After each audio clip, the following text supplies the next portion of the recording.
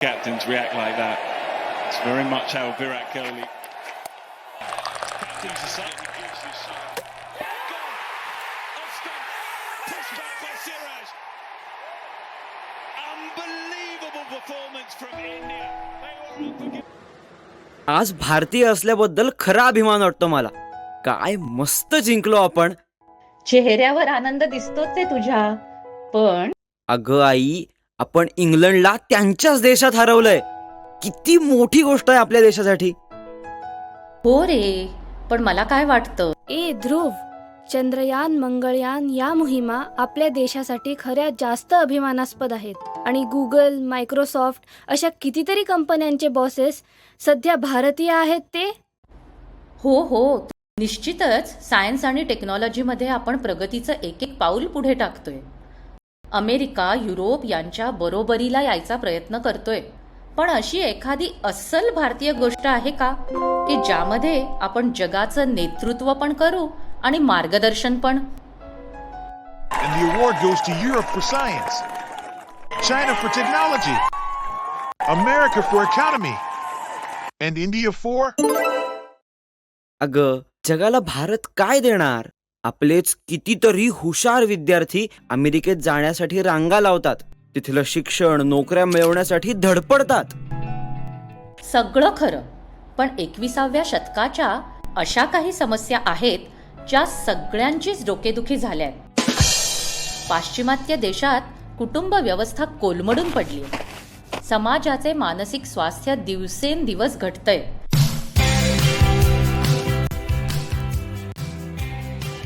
सगळी सुख हात जोडून उभी असताना मानसिक शांती नावाला सुद्धा मिळत नाही. पैशाच्या लोभाने जीवन मूल्यांचाच विसर पडलाय. भारतातही हे प्रश्न जाणवायला लागले आहेत म्हणा. जाऊ दे ग, त्यावर काहीही उपाय नाहीये. असं कसं? आपल्या भारतीय संस्कृतीमध्ये अगदी याच प्रश्नाचं उत्तर आहे. काहीतरीच काय आई, या नवीन युगाचे प्रश्न सोडवण्याची क्षमता त्या आपल्या जुन्या पुराण्या प्राचीन संस्कृतीमध्ये. एक भारतीय असूनही तुझा विश्वास बसत नाही ना यावर. स्वामी विवेकानंदांनी 100 वर्षांपूर्वीच या समस्या अचूकपणे ओळखल्या होत्या. स्वामीजी म्हणतात, आपल्याला भौतिक आणि वैज्ञानिक काही थोड्या गोष्टी पाश्चात्यांकडून शिकाव्या लागतील, पण जीवन कसं जगावं, कोणत्या मूल्यांवर विश्वास ठेवावा, हे त्यांना भारताकडूनच शिकावं लागणार आहे. वाव, त्यांना असं वाटलं की भारत जगाला शिकवू शकेल. अगं, स्वामीजींकडे जबरदस्त दूरदृष्टी होती. स्वामीजी मॉडर्न सायन्स, जागतिक इतिहास आणि वेस्टर्न फिलॉसॉफी हे सर्व तर शिकले होतेच. त्याचबरोबर श्रीरामकृष्णांकडून भारतीय वेदांत सुद्धा त्यांनी आत्मसात केला होता. वयाच्या 24व्या वर्षी ते भारत भ्रमणासाठी निघाले. ते राजा महाराजांकडे राहत, तसंच गोरगरिबांच्या झोपडीतही वास्तव्य करीत.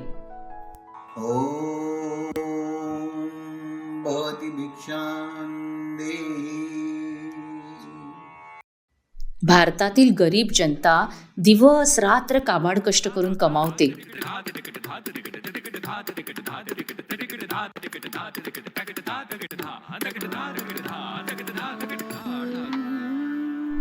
पण तरीही प्रसंगी आपल्यातली अर्धी भाकरी भुकेलेल्या द्यायला मागे पुढे बघत नाही.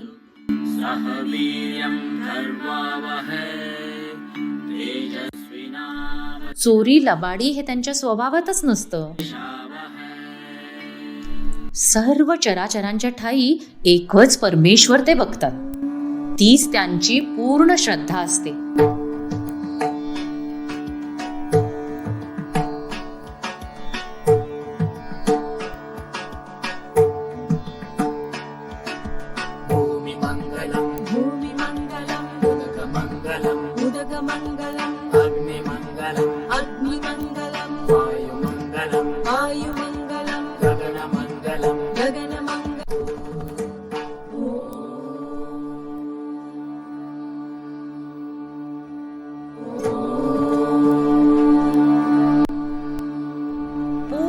त्यागावर आधारलेली, सर्वांना सामावून घेणारी अशी ही कित्येक युगांची तेजस्वी भारतीय संस्कृती आहे. आपल्या ऋषीमुनींकडून परंपरेने आपण ती शिकत आलो. वसुधैव कुटुंबकम याचा अर्थ सारी पृथ्वी माझे कुटुंब आहे. मला सर्वांबद्दल प्रेम, आपुलकी जाणवते. स्वामीजींनी अनुभवले. वेदांतातील ही श्रेष्ठ जीवनमूल्ये भारतीय जनता सहजच रोजच्या जीवनात जगते. ही तत्वेच तर आपल्या संस्कृतीचा प्राण. आपल्या साध्या सरळ सोशिक बांधवांसाठी स्वामीजींचे प्राण कासावीस झाले. त्यांनी मनाशी निश्चय केला, मी अमेरिका व युरोपमध्ये जाईन, जगभरात या महान परंपरेचा प्रसार करीन आणि त्याच्या बदल्यात माझ्या गरीब बांधवांसाठी आर्थिक मदत मिळवीन. विज्ञानातील प्रगतीमुळे सर्व सुखे हात जोडून उभी होती. पण तरीही अमेरिकेतील जनतेला कशाची तरी कमी जाणवत होती. स्वामीजींना कुठल्याही राष्ट्राची नाडी सहजच ओळखता येत असे. त्यांनी लागलीच जाणले की जीव घेणी स्पर्धा, पैशाच्या लोभाने येणारी व्यापारी वृत्ती यांचा अमेरिकन लोकांना अक्षरशः उबग आला आहे. चिरंतन आनंद आणि शांती यासाठी ते व्याकुळ झाले आहेत.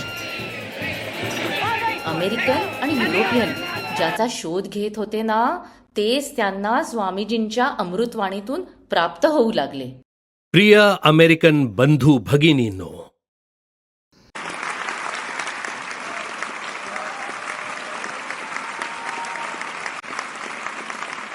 सोडून द्या हा विचार. भौतिक सुखांना तुम्ही बळी पडणार. तुम्ही काही मेंढ्या नाही. तुम्ही इंद्रिय सुखांचे गुलाम नाही. सिंह बना. भारतीय वेदांत सांगते, तुम्ही शरीर नाही, मनही नाही.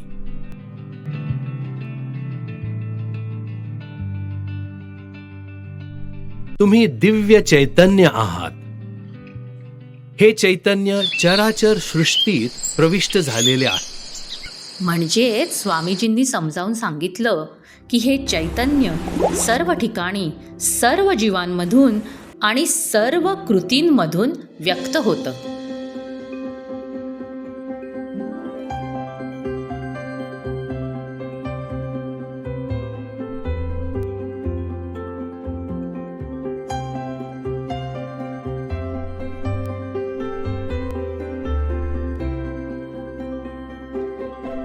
हे चैतन्य चराचर सृष्टीत प्रविष्ट झालेले आहे. हे चैतन्यच देह व मन याचा मागचा खरा माणूस होय. त्यालाच तुम्ही गॉड म्हणा, अल्ला म्हणा, ईश्वर म्हणा, शक्ती म्हणा, कोणत्याही नावाने संबोधा. आपल्या प्रत्येकाच्या मध्ये ती अनंत शक्ती, अमर्यादित सामर्थ्य आहेच. स्वामीजी, प्रत्येकात अनंत शक्ती आहे याचा पुरावा काय? ती दिसत तर नाही आणि जाणवतही नाही. कल्पना करा की जणू काही या शक्तीवर पांघरुण घातले गेले आहे. म्हणूनच ती प्रकट होत नाही. तुम्ही विचाराल, हे पांघरुण कसले? तर आपला स्वार्थीपणा, राग, लोभ, द्वेष, अहंकार यांनीच आपल्या दिव्य शक्तीला झाकून टाकले आहे. हे आवरण दूर करायचा उपायही आपल्याकडेच आहे. निस्वार्थी भावनेनी काम करा. कुटुंबासाठी, समाजासाठी त्याग करा. अहंकार सोडा आणि बघा, ही शक्ती जास्त प्रकट होऊ लागेल. कळलं का ध्रुव? जितकं जास्त तुम्ही अशा प्रकारे वागाल, तितकी जास्त तुमची दिव्य शक्ती प्रकट होईल. तुम्हाला आतूनच खरे खरे समाधान, आनंद, शांती मिळू लागेल. स्वामीजी, ही फारच उच्च जीवनमूल्य आहेत. ती काय रोजच्या जीवनात वापरता येतात का? होय, हे सगळे आदर्श भारतीयांच्या दैनंदिन जीवनाचा अविभाज्य भाग आहे. माणसाला सुख कशातून मिळेल हाच प्रश्न सर्वजण सोडवण्याचा प्रयत्न करत आहेत ना. पश्चिमेत तुमचा विश्वास आहे की जास्तीत जास्त वस्तू मिळवल्या की माणूस सुखी होणार.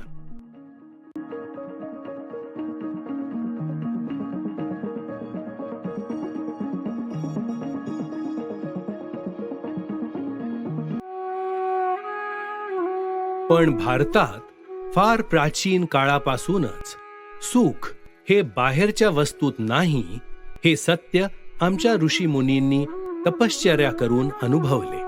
चिरंतन आनंद हा इंद्रियाने मिळणाऱ्या सुखामध्ये नाही. म्हणून त्यांनी आपली दृष्टी आत मनाकडे वळवली. त्यातूनच त्यांना सृष्टीचा एकत्वाचा शोध लागला.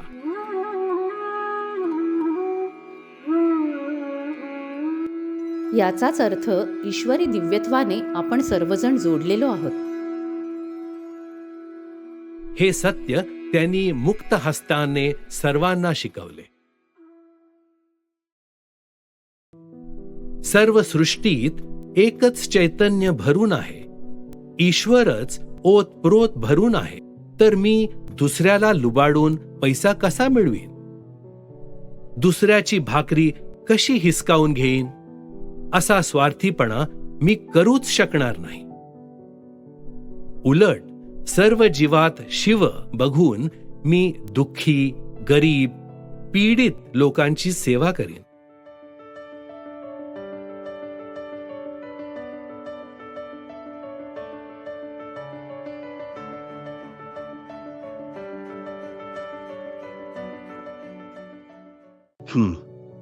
ह्या विचारात काय कमालीची ताकद आहे.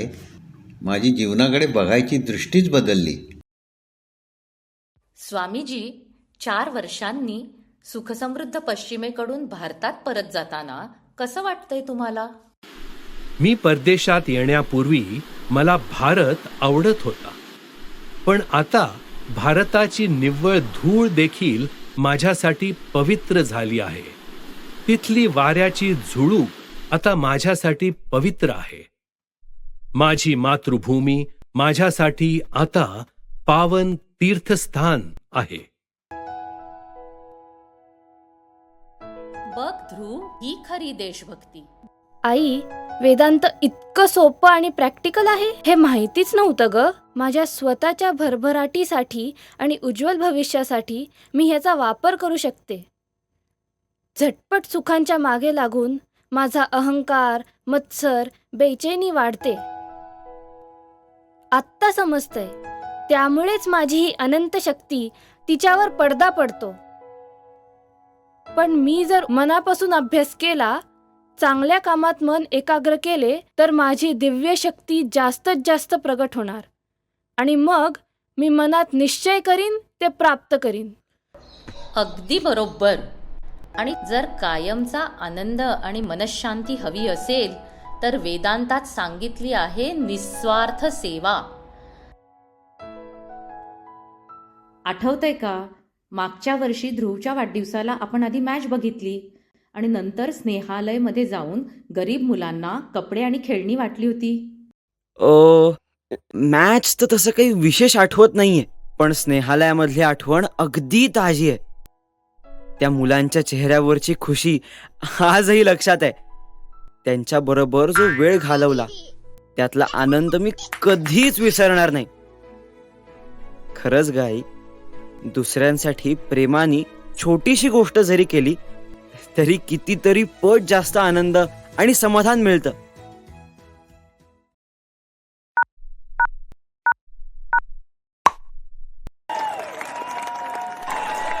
आणि सर्वोत्तम आदर्श जीवन मूल्यांचे पारितोषिक भारत देश.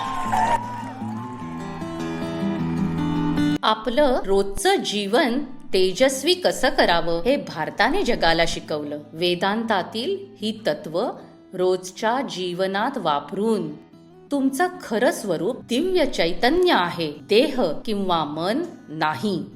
तुमच्या आतच अपरिमित आनंद, अनंत शक्ती आणि पूर्ण पावित्र्य आहे. क्षणिक सुखांमागे धावू नका. चांगले विचार, चांगला आचार आणि निरपेक्ष सेवा यामधून तुमचे दिव्यत्व प्रकट करा. ईश्वरी दिव्यत्वाने आपण सर्वजण जोडलेले आहोत. सर्वत्र तोच ईश्वर बघा. आध्यात्मिक प्रकाश हीच भारताने जगाला दिलेली भेट. स्वामी विवेकानंद.